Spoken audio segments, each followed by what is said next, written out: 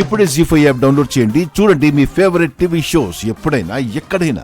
కొంచెం ఈ ఫోన్ తీసుకువెళ్ళి నక్షత్రకి ఇచ్చేస్తావా? నో వే, తననే వచ్చి తీసుకోమని చెప్పు. అయ్యో, అదొస్తే దాని దాటికి నేను తట్టుకోలేనురా.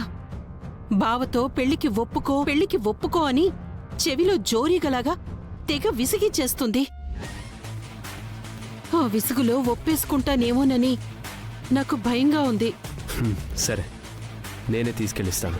ఇటు బాయ్ అమ్మా. బాయ్.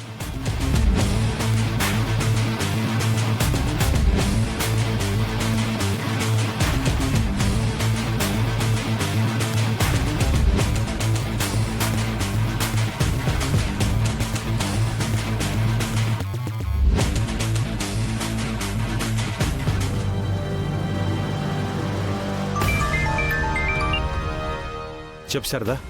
మీకు ఒక విషయం చెప్పాలి. చెప్పు. నక్షత్ర తన ఫోన్ ఇక్కడే మర్చిపోయింది. ఇప్పుడు నేను ఆ ఫోన్ని నక్షత్రకిచ్చేయమని గగన్ చేతికిచ్చి ఆ ఇంటికి పంపిస్తున్నాను.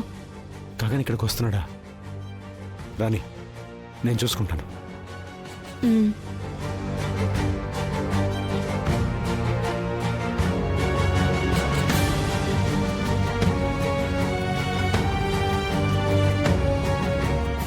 అమ్మా భూమి, మా అబ్బాయి డైరెక్ట్గా ఇంటికి వచ్చేస్తున్నాడమ్మా. మావయ్య, నేనే వాడిని పికప్ చేసుకోమని చెప్పలేదే. అంటే నీ ఉద్దేశం గగన్ మన ఇంటి దాకా వచ్చి బయట కారు ఆపి నీకు ఫోన్ చేసి రా భూమి అని నిన్ను పిలుస్తాడు అనుకుంటున్నావా? అంతే కదా. వాడు బయట వెయిట్ చేయడమ్మా, డైరెక్ట్గా ఇంట్లోకే వచ్చేస్తాడు. అది మరీ రిస్క్ కదా మావయ్య. లేనిపోని గొడవలు తెచ్చుకోవడం అంటే ఇదే. రావద్దని ఫోన్ చేయాలి. అయ్యో, ఇది ధరణి ఫోను. ల్యాండ్ లైన్ నుంచి చేస్తాను. ఓ ఓ ఓ ఓ స్పీడ్ తగ్గించుకోమా. అయినా వాడు వచ్చేది నీకోసం కాదు, నక్షత్ర కోసం. నక్షత్ర కోసమా? నక్షత్ర కోసం ఎందుకు వస్తారు మావయ్య? నిజానికి వాడు రావట్లేదమ్మా, వాళ్ళ అమ్మే పంపిస్తుంది. ఎందుకు పంపిస్తుంది మావయ్య? ఇంకా నీకు అర్థం కాలేదా? అర్థమైతే ఎందుకని మీ వెనకే ఎందుకు పడతాను మావయ్య? నా కూతురిని పెళ్లి చేసుకోని అపూర్వ శారదకి ప్రపోజల్ పెట్టింది, అలాగే గగన్ కూడా ప్రపోజల్ పెట్టింది. అది నేనే కదా మీకు చెప్పింది. కదా, నువ్వు నాకు చెప్పినట్టే అపూర్వ వచ్చి నన్ను అడిగింది అని గగన్ కూడా వాళ్ళ అమ్మకి చెప్పుంటాడు కదా. చెప్పే ఉంటారు.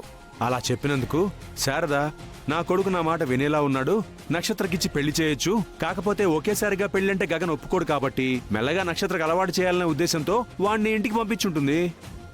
ఆవిడకేం పోయే కాలం వచ్చింది మావయ్య? అమ్మా అమ్మా అమ్మా, అవతల నా భార్య అమ్మా, కొంచెం మర్యాదగా మాట్లాడమ్మా. సారీ మావయ్య, నా ఉద్దేశం ఏంటంటే నక్షత్రకిచ్చి పెళ్లి చేయాలనే పాడుబుద్ధి ఆవిడకెందుకు పుట్టింది అని. ఇది అన్యాయం కదా మావయ్య? భూమి, కొడుక్కి పెళ్లి చేయాలనుకోవడం అన్యాయం ఎందుకు అవుతుందమ్మా? నీ ఉక్రోషం కొద్దీ అది నీకు మాత్రమే అన్యాయంలా కనిపిస్తోంది. నాకు మాత్రం ఒక విషయం అర్థమైంది. ఇలాగే గనక జాగ్రత్తగా శారద ప్లాన్ చేసుకుంటూ వెళ్తే గగన్ నీ చేజారిపోవడం ఖాయం. మావయ్య, నువ్వు మావయ్య అన్నా ఏమన్నా నిన్ను చూసి బాధపడడం, నువ్వు బాధపడితే ఓదార్చడం తప్ప నేను చేయగలిగింది ఏమీ లేదమ్మా. సారీ.